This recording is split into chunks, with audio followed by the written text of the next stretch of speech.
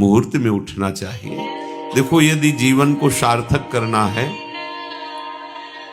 तो जिसके शैया में लेटे हुए सूर्य भगवान का उदय हो जाता है, उसकी आयु, बुद्धि, श्री, तेज, बहुत सी बातें नष्ट हो जाती हैं।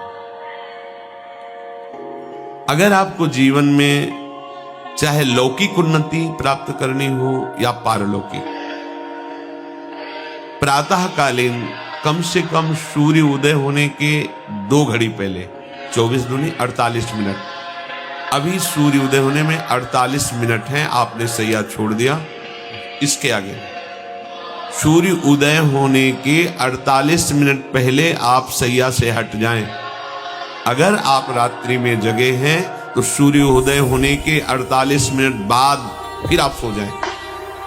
लेकिन वो जो बीच का समय प्रातःकालीन संध्या भुवन भास्कर भगवान पधार रहे हैं, वो आप सो रहे हो, तो आपकी आयु, आपका वैभव, आपकी बुद्धि, ये सब नष्ट होने लगती है, पता नहीं चलता रहा। देखो कहाँ तेजवान चेहरे दिखाई दे रहे हैं, खूब तो सब खा पी रहे हो, खाने पीने क्या तेज एक अलग होता है, भागवतिक तेज अलग होता है। ब्रह्म मुहूर्त में उठे, प्रभु का स्मरण किया, जो 2-4 नाम ही सही, अपने बड़े बुजुर्गों को, गुरुजनों को भावना से प्रणाम किया।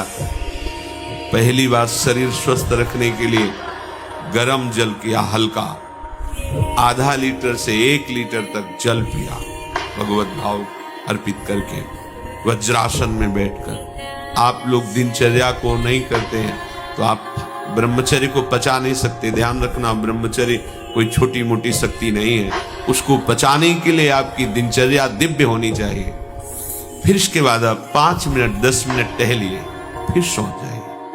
फिर जो शौचाचार की पवित्रता बताई गई उसके अनुसार आप स्नान आदि करके, पवित्र वस्त्र धारण करके, जैसे कोई महान व्यक्ति आ रहा है तो हम उसके आदर के लिए खड़े हो जाते हैं, ऐसे भुवन भास्कर पधार रहे, हाथ जोड़कर प्रणाम किया, अर्घदान किया, गुरु मंत्र जपा आदि। अब पड़े हो आप कि हम तो 2-3 बजे तक जगे हैं, ऐसा अगर आप भजन में जगे हैं तो भी सूर्योदय के समय आप उठ जाएंगे। आपके गुरु आवे तो क्या आप सोते रहेंगे क्या? तो जगत गुरु हैं भुवन भास्कर, परम ज्ञान स्वरूप हैं, गायत्री छंद रूपी घोड़े हैं इनके रथ के, स्वयं भगवान अरुण देव सारथी हैं। और भगवान पीछे वर्णन किए, मैं ही सूर्य रूप से जगत को प्रकाशित करता हूं और ताप के द्वारा जल को सोख कर मैं ही वर्षा कराता हूं। भगवान का आदर कर। जो सूर्योदय तक सोते हैं उनकी बुद्धि में भागवतिक बातें, अध्यात्म बातें आ जाए मेरी समझ। अगर आप थोड़ा भी शरीर स्वस्थ रखना चाहते हैं, जैसे नियम से भजन वैसे व्यायाम आवश्यक। सबसे प्रार्थना है, ये दवाइयों के बल पर जीना बंद करो। शरीर में जितनी आवश्यकता जल की है, अगर उतना नहीं जाएगा तो आपकी एसिड बनेगी, फुंसियां निकलेंगी, कब्ज बनेगा, कई परेशानी। हम साधुकों को कहते हैं, कभी कभी जैसे पूछते कितना जल पिया, वो कभी तो पिया नहीं। ये शरीर है, एक गाड़ी है, ये कोई सच्चिदानंद नहीं है। उचित आहार, उचित जल, व्यायाम के लिए कुछ समय नहीं। और भी 10 दिन बीमार पड़ोगे फिर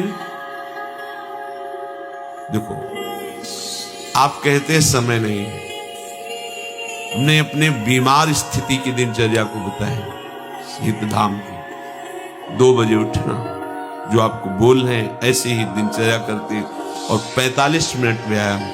इसके बाद तुरंत प्रणाम करके वृंदावन की परिक्रमा, फिर आके श्री जी की मंगला, फिर आके 9 बजे तक गुरुदेव भगवान की सेवा में, फिर वहां से आके श्री जी का श्रृंगार, भिक्षावृत्ति आदि 12-1-2 बजे तक। कोई चाय, कोई पानी, कोई ऐसा कुछ नहीं कि बाल भोग, कुछ नहीं, था ही नहीं।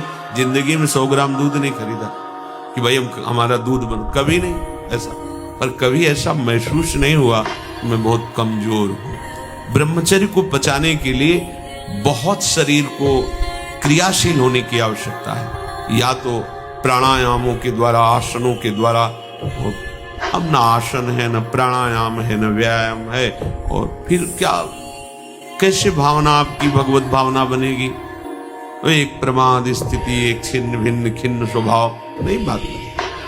अध्यात्म का साधक जो होता है नवीन खिला हुआ कमल जैसा, मुख प्रसन्न तन तेज विराजा, कि रामचंद्र कर कार, कोई असाध्य रोग, कोई बहुत प्रिय, वो बात अलग है। ऐसा वो जैसे कमल खिला होता है ऐसे खिला रहता है। क्यों? हर समय चिंतन सही, आचरण सही, सब कुछ सही। जो भगवत भावना विहीन जीवन है वो मुर्दा जीवन है।